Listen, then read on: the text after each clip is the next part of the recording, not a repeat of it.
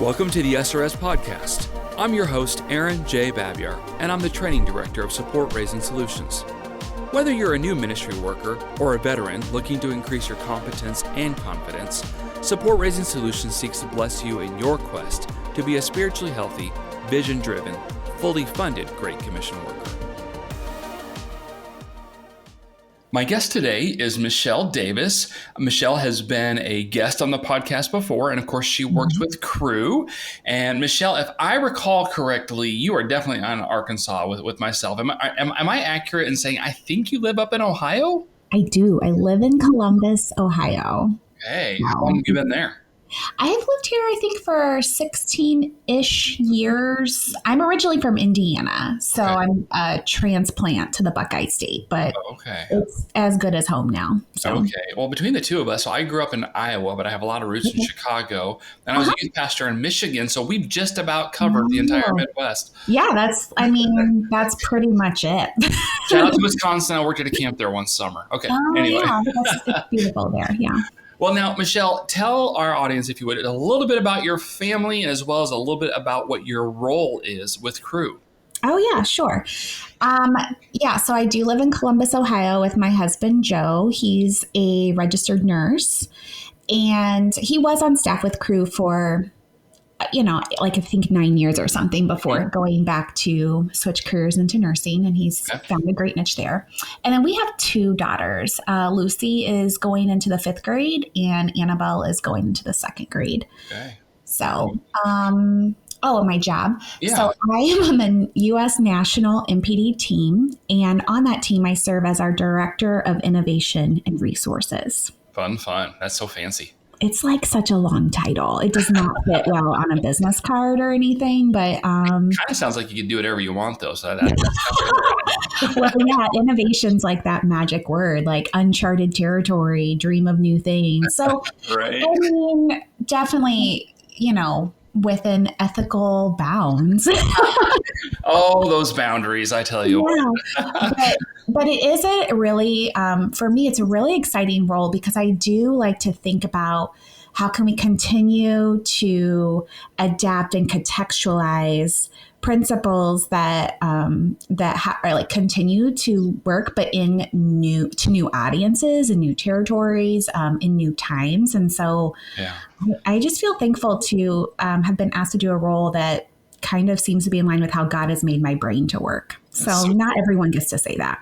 That's so cool. Well, and as someone who's, I'm a little creative, I don't consider myself uber creative, but like I do have some creativity sometimes that it just has to get out, and I get to do some innovation myself. And I can't do that constantly, but I don't thrive if I don't get to do that some. So I'm thankful you actually get that to be a part of your title. That's really cool. Yeah. I guess we all have a little bit of, I think it's the right brain that's the creative part of our brain, right? And the left is the logic. So it is fun to get to use like both sides of your brain a little bit in your work. So. For sure. Yeah. Well, very cool. Now, one more thing. At the time we're recording this, it's still summer. And if I recall correctly, did you tell me that you are actually not at the pool, even though your kids are? So the sacrifice that you put together to do this podcast for us is immeasurable. I mean, the Great Commission matters, Aaron, and I'm willing to sacrifice my listeners, I thank you. You're very welcome.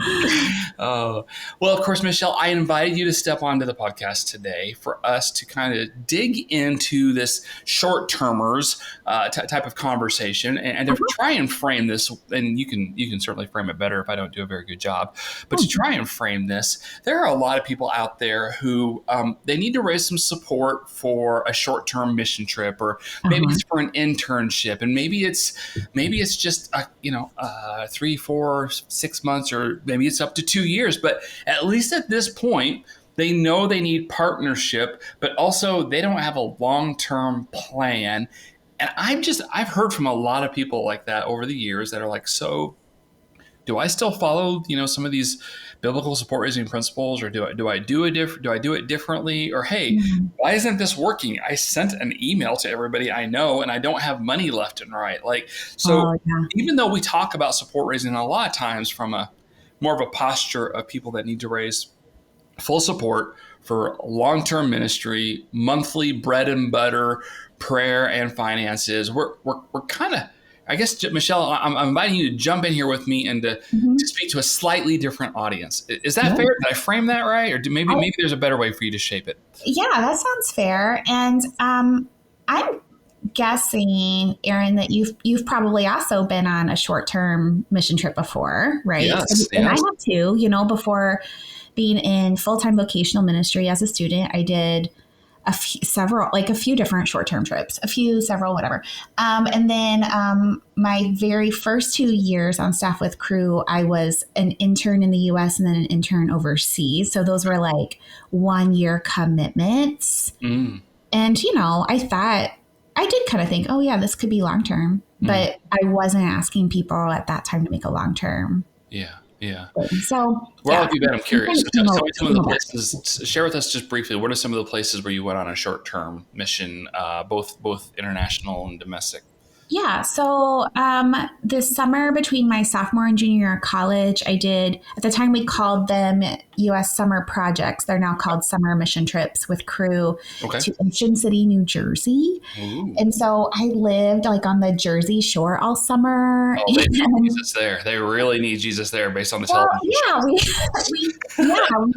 we did a lot of sharing the gospel in the community and also with our coworkers. Like I had a job at a t-shirt shop on a boardwalk, and then it was like kind of a leadership training summer where the students on the project were like, we were discipled and we learned a lot about leading Bible studies, and it was a delightful summer. Mm. And then the next summer I did a Cru summer mission in Tokyo, Japan. Oh, So wow. Okay. Very yeah. cool. Very cool. You know what? I was youth pastor for a long time, so Uh-huh. I lost track, to be honest. I know that Yeah. I worked with a handful of different gospel-centered organizations and did short-term mission trips Uh-huh. out in rural areas in, oh man, Milwaukee, Chicago, Detroit, Yeah. Des Moines. Like I said, I got a lot of those Midwest roots, right? Yeah. And then also even I went on some later in life before I was doing what I do now with Exago and with SRS. I went did some international things in Mexico and South Africa and some different places like that. And I always had this strange sense of, man, I'm so glad to do this. This is wonderful. Also, I'm not really committed to this full time, but maybe I could be. And so it was definitely Yeah. a formative thing for me. No Yeah. doubt about that.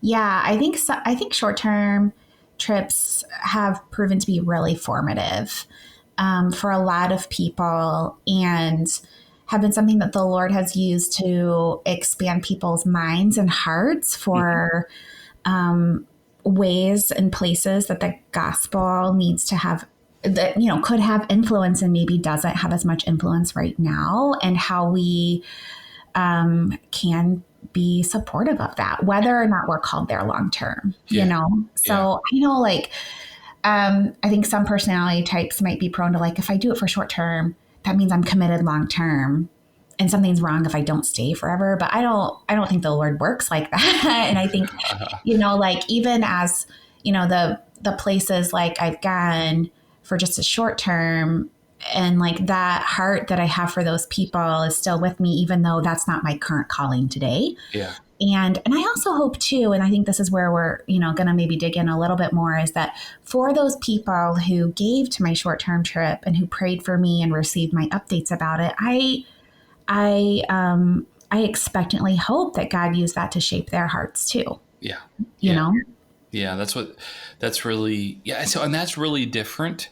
That is Mm-hmm. such a different posture, Michelle, from what I too often see is more of, hey, you know me, give me money. And I Yeah, probably got those, but I've got those letters where sure. like, hey, I'm just kind of, I'm a handsome high school guy. I'm a pretty high school girl, and you know my family, and Yeah. I'm gonna go do this thing. Send me money, and there's no there's not actually there's no heart. There's no like real personal invitation. It's more of I don't know, a lesser high school graduation gift kind of thing. Like, Yeah, yeah, yeah. send me money. And those are honestly, maybe it's because of the role I'm in now, but those kind of turn me off a little bit. I'm kind of like, you just sent a form letter to the 100 people Yeah.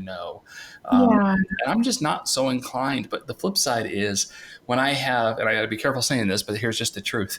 When I have had people approach me about short-term missions, in most cases, because they asked me personally, Marky and I Hmm. figured out a way to help. Like we figured it out. Like we figured out, even if we couldn't do a lot, we wanted to do something because it was more personal, and like I felt like I'd ask them a question, Yeah. and anyway. So I think that kind of leads us to a little bit of some of our content too. Is so Yeah. how do we want to encourage people that are going to do short term ministry, whether it's months or a couple of years?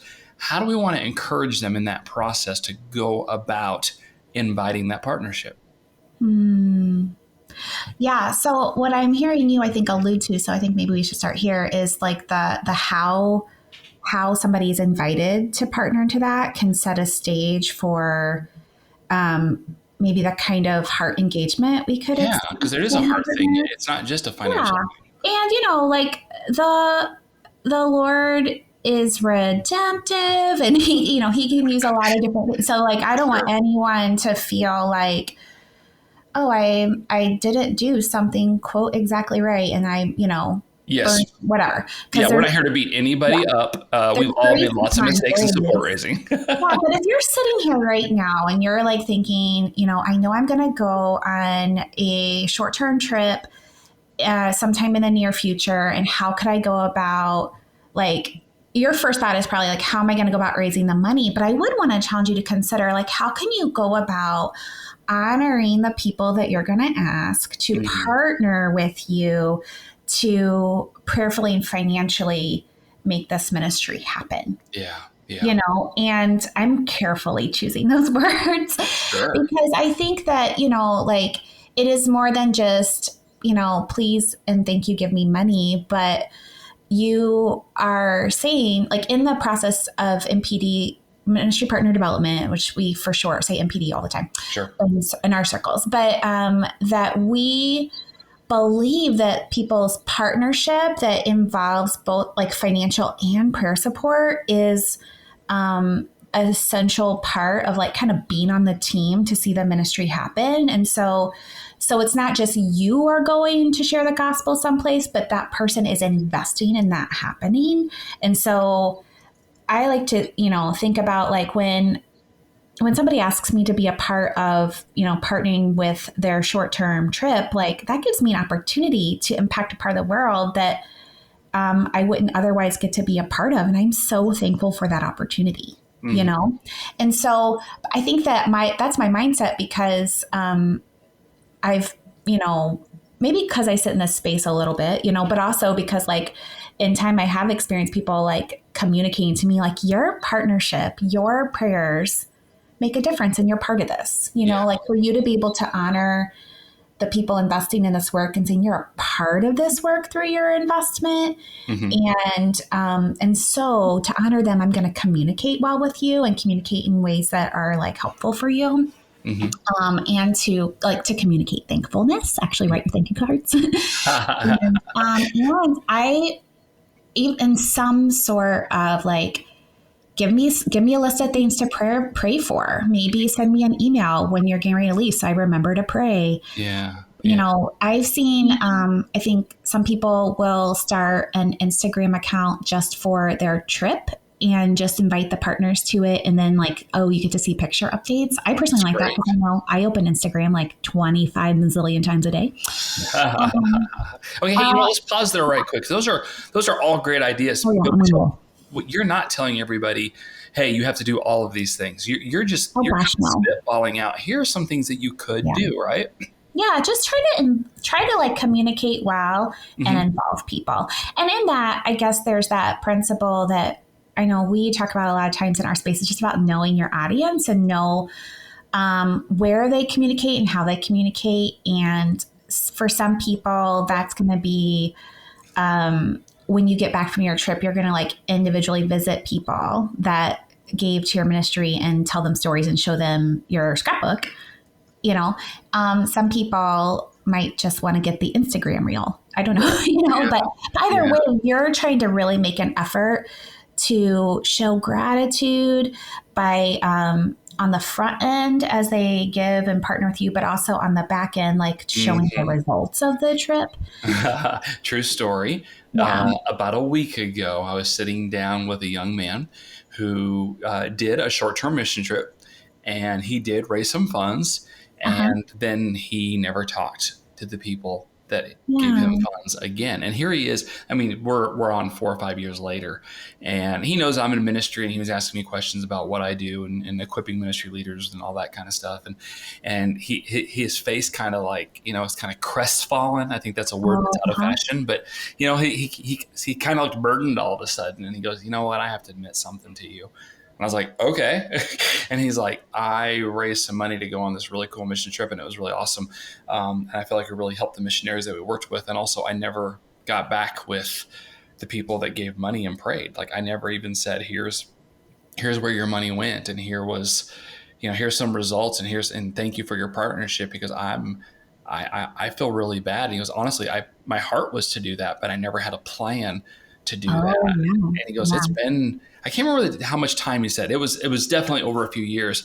He goes, I mean, is it too late now? And I was like, hey, you know what? No. I was like, go ahead and send him a message and say, hey, I think of you sometimes. And I want to let you know how meaningful it was that you invested. I was like, go ahead and, like, it can't hurt for you to make a quick phone call or, to copy paste and send that message to 5 or 10 people. And he's like, yeah, I'm going to do that today. I was like, go for it, man. So, like, that's Michele, what you're talking about as far as having a plan for before, during, after, that really is important.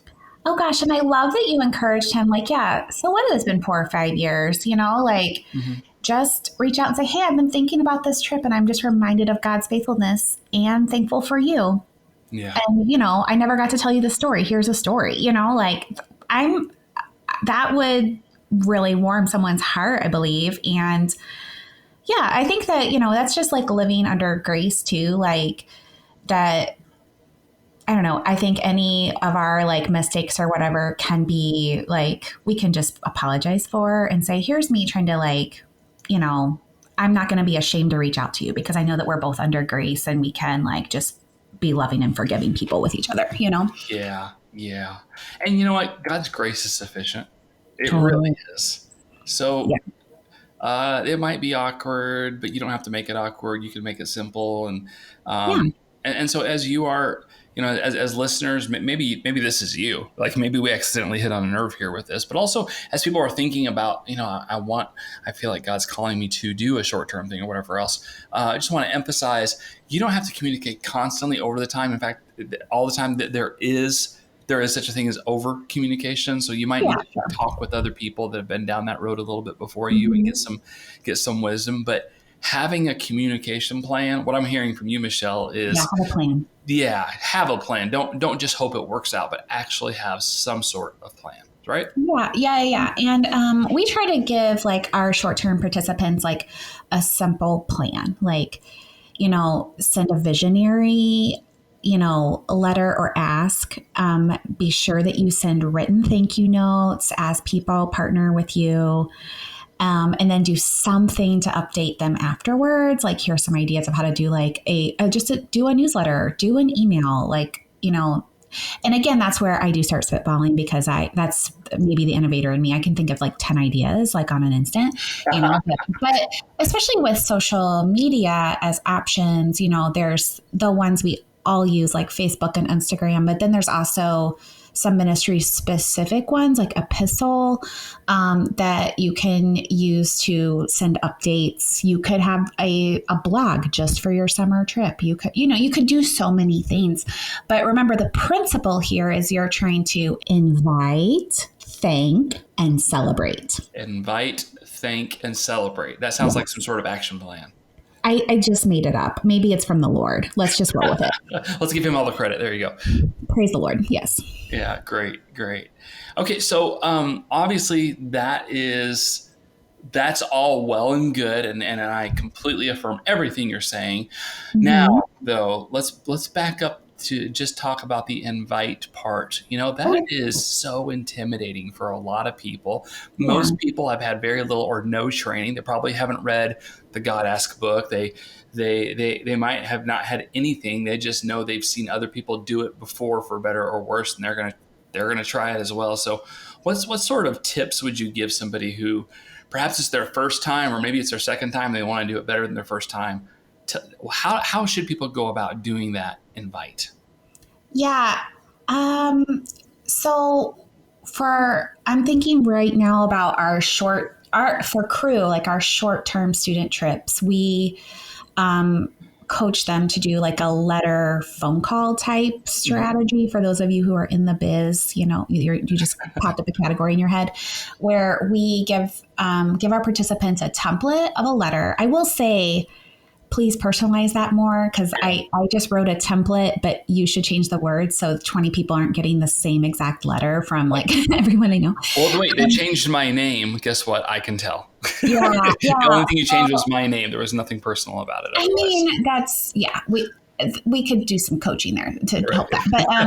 But basically, there's like something that kind of gives them like, I would say almost like an announcement that this is what you're going to do. And, for a lot of people, that's a paper letter. For some people, like an email could be fine, especially if that's all you have for a person. Or, I mean, I know I barely check the mail, but that's a whole other conversation. And then following that up with some sort of personal connection, maybe a phone call. Honestly, there's some people that like, if I can't get them via phone, because like they may not answer the phone if they don't have me saved, I might send them a Marco Polo and say, hey, I sent you a message about my mission trip. I'd love to connect with you. Could we like talk on the phone? Could we like talk on Google Hangout? Because everyone's, or FaceTime or whatever. Everyone's got a way that they can like video talk now. And so that's like what you're trying to do is you're trying to like explain and give somebody something they can consider, and then also give them an opportunity to respond. Yeah. And so if people don't respond right away, you might need to give them a little bit of nudge or follow up with them. Yeah. If it's somebody you're going to see, maybe at church, at a grocery store, and you can ask them then, go, hey, did you get my message? I wanted to talk with you some more. Like that would probably be better than calling them every day until they call you back for 2 weeks. Like you might kind of scare them away from ever replying to you. So you want to have some patience with it, but also you don't want to wait too long. So it really is kind of a balancing act, isn't it? Yeah, it really is. And sometimes mail does take a while to deliver, and so, and sometimes things are getting lost. I know I was getting some of my Christmas cards were getting sent back to me in April. Oof. And so I don't know, man. I can't, that's a whole other conversation. But so if somebody doesn't respond to you, don't assume that it's like this bad sign. They maybe just didn't get your first message, so try one of the other forms of communication you have for them, like try their email, try sending them a text message like, hey, can I talk to you more? I'm going on this mission trip. I tried to reach out to you, and just, be willing to try multiple things, because you don't know what the other person's like primary communication thing is. I mean, it all comes on this same little rectangle we all hold in our pocket, but people just do set up their notifications differently, so you're just trying to like connect with them however they like to connect with you. So good stuff. And by the way, these principles, you might not ever go into a more full-time permanent vocational ministry position, and that's okay. Totally. We know many people, Michelle and I both know many people who did short-term missions that did go full-time vocational, and we know just as many, if not more, people who they realized, I'm a sender, I'm not a goer. Like I tried. In fact, one of our near and dear supporters that she and her husband have supported us for over 15 years. I met her on a short-term mission trip many, many years ago. And when I asked her, I was like, so what is it you want to do with your life? Because at the time she was in grad school. And she said, well, I thought I wanted to go into missions. But now that we're here, we were overseas. It was kind of a hard place. She goes, now that we're here, I'm realizing I'm just not personally cut out for this on the daily. Yeah. So I think what I want to do is I want to go home and make a lot of money, and I want to support a lot of missionaries who can do this stuff. That's great. So she said that as like a 21-year-old, 22-year-old, and she's doing it, man. She's doing it. And I know I'm not the only. She supports a lot of missionaries, and I'm like, okay, you know what? Sometimes short-term missions, it does a lot for a lot of people, not just those being served, not just those during the serving, but even setting up some of the economy, so to speak, of how people are going to serve long term. Oh, sure. Totally. Yeah. Because it raises awareness and exposure to, places of need and what it would take to meet those needs, the types of resources it takes. And so, yeah. And I think that, like one of the things with a short-term trip is, that you're going in and you're sowing seeds, right? Like you're not going to be the long-term person there,